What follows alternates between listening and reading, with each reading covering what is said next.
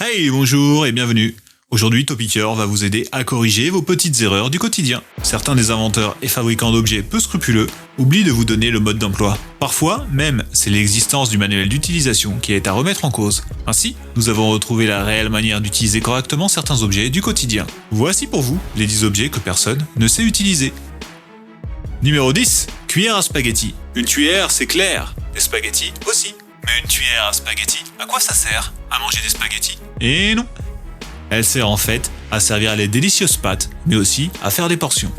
En effet, ce trou juste ici, une fois rempli de mets, ne permet de mettre que pile la bonne quantité pour une personne. Les gourmands comme moi y font passer de rations. Et vous, préférez-vous la bolognaise ou les carbonara? Dites-le nous en commentaire. Numéro 9. Les portes des lieux publics. Vous êtes-vous déjà pris une porte en pleine poire en rentrant dans un magasin? Je pense que c'est une des choses les plus malaisantes que l'on peut subir dans les lieux publics. Mais nous connaissons une petite astuce pour que ce genre de mécontentement ne vous arrive plus. Il suffit simplement de savoir que les portes se tirent de l'extérieur et se poussent de l'intérieur. Autrement dit, lorsque vous entrez, vous tirez, et quand vous avez fini vos emplettes, vous poussez. Cette mise en place permet de faciliter les mouvements de foule en cas de danger, et c'est valable pour tous les lieux publics. Numéro 8. Boîte de tic-tac. Les boîtes de tic-tac ont un secret bien gardé, caché dans le bouchon. On va vous donner une astuce qui déboîte. En fait, si vous voulez vous servir un seul petit bonbon, vous pouvez usiter l'encoche de la partie amovible du capuchon. Et oui, comme cette photo le témoigne, c'est bien plus pratique ainsi, et on n'en met pas partout. Quel est votre goût de tic-tac préféré? Un sondage apparaît en haut à droite, on vous laisse quelques instants pour y répondre.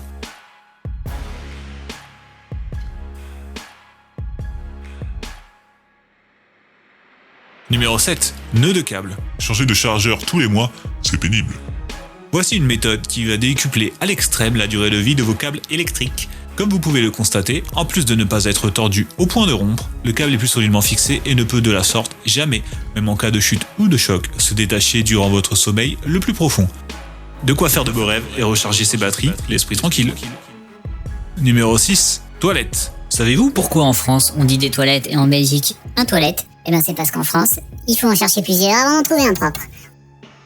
On n'y passe pas moins de 7 heures par an, et pourtant, personne ne s'y prend comme il faudrait. Sans doute que lorsque vous êtes au petit coin, vous vous retrouvez assis, comme ça.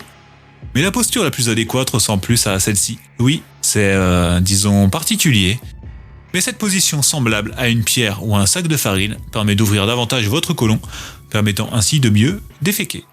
Celle-là, c'est pas une astuce des troncs. Numéro 5. Les capsules des canettes. Vous êtes-vous déjà demandé à quoi servait ce trou sur les capsules de canettes? Nous oui. Aussi, avez-vous déjà été agacé de voir votre paille sortir inexorablement du cylindre métallique à cause des bulles? Vous aviez la solution sous les yeux depuis le début.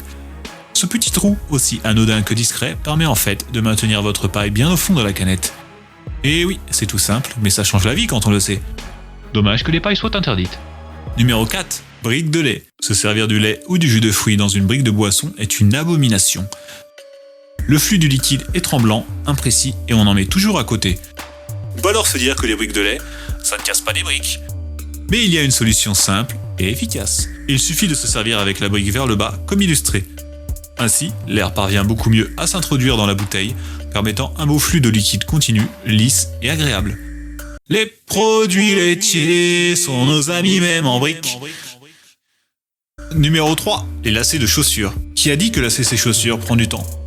Pas nous. Chez Topicker, on a trouvé une solution magique. Vous devez d'abord simplement croiser vos deux lacets. Maintenant, une fois la chaussure au pied, il vous faut imiter le crabe en pinçant les deux lacets, chacun dans un sens différent, comme le montre cette vidéo illustrative.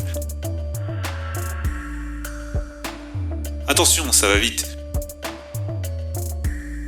On espère que tous les pressés du quotidien ont trouvé chaussures à leurs pieds. Numéro 2. La gomme bleue. Ah, maintenant, on va faire un petit jeu interactif. Voici deux objets, à vous de trouver la différence entre ceux-ci. Alors, vous avez la réponse? Dites-la nous dès maintenant en commentaire. Vous avez sans doute remarqué qu'il s'agissait de deux gommes. L'une est blanche immaculée, l'autre est bicolore, rose et bleu. Mais quelle est la vraie différence entre ces deux modèles? Hein? Vous ne savez pas? En fait, le choix de colorer la gomme en rose et bleu permet de gonfler les ventes. Bah oui, c'est plus joli comme ça que tout en blanc. Mais alors, à quoi sert cette partie bleue plus rugueuse? En fait, c'est pour gommer sur des matériaux plus résistants que le papier. Et oui, utiliser la partie bleue déchire la feuille. Avant de passer au numéro 1, nous voulons vous informer qu'à partir de maintenant, nous allons afficher directement sur notre chaîne YouTube l'ensemble de nos tipeurs et utipeurs. Alors, n'hésitez pas à regarder un petit clip musical ou une publicité comique. Tous nos liens sont en description. Ok, c'est reparti. Numéro 1, YouTube. Personnellement, j'utilise YouTube tous les jours pour regarder vos commentaires et y répondre. Cependant, lors du visionnage d'une vidéo, il y a des petits raccourcis clavier que personne ne connaît, pourtant très utiles. Premièrement, la touche M permet de muter le son de la vidéo. Celle-là, on comprend pourquoi vous ne l'utilisez pas sur Topiqueur. Ensuite, la touche K est utile pour mettre en pause ou play. J permet de revenir 10 secondes avant et L 10 secondes plus tard. 10 secondes plus tard. La flèche du haut sert à monter de 5% le volume et celle du bas de le diminuer. Aussi, la flèche de gauche permet de revenir de 5 secondes en arrière, et celle de droite de 5 secondes en avant. La touche F est celle qui permet de mettre en plein écran.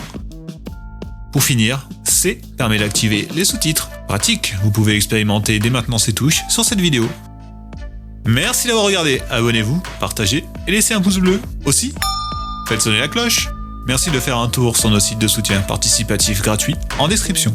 A bientôt sur la chaîne Topiqueur pour plus de conseils pour améliorer votre quotidien.